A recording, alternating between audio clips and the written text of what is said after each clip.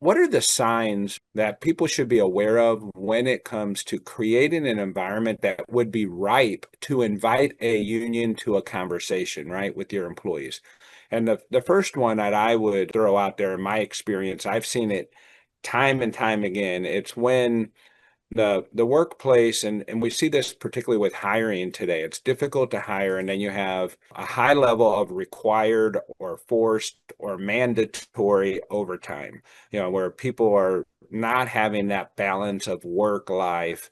Maybe overtime's being required or forced in an unfair way. It's a constant no time off. I'm missing my kids' ball games. I'm working every Saturday and Sunday, and my employer is really not giving me a voice in that and not giving me the time off that I need. No, I think overtime is a big one. I think typically, Phil, the way I break it down is you sort of need to look both at what I would call the external risks and the internal risks Yeah, or vulnerabilities, either one. And overtime is definitely one of those issues, an internal vulnerability or risk.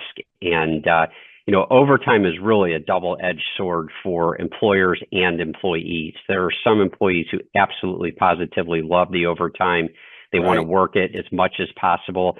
And if they don't get assigned overtime or they think the assignment of overtime is unfair, they're going to get disgruntled. The flip side of it is that you have other employees who absolutely positively do not want to work overtime. It starts out with, hey, they're volunteering, they're happy to do it, we're happy for them to do it.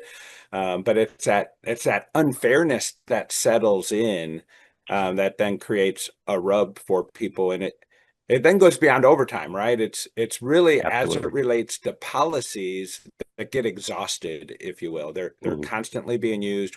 Putting the we're putting the shift, well, that's what the policy says, or we administrated the policy incorrectly, a supervisor offered it to the wrong person, and then all of a sudden you just have this environment where people aren't happy. And then if you look at the external factors in a scenario like that, what do you see? You see Boeing's on strike, or you see the autos are on strike, or there's pickets going on down the road, and you hear the the unfairness that might be occurring there through the media, your channel of friends, communications, just being in the community. And the next thing you know, your employees are talking to somebody that you'd really rather them talk to you for versus, taking it to, a third party representation conversation. And now you got everything from under the NLRB and headaches to follow to stay hopefully union free if that's their objective.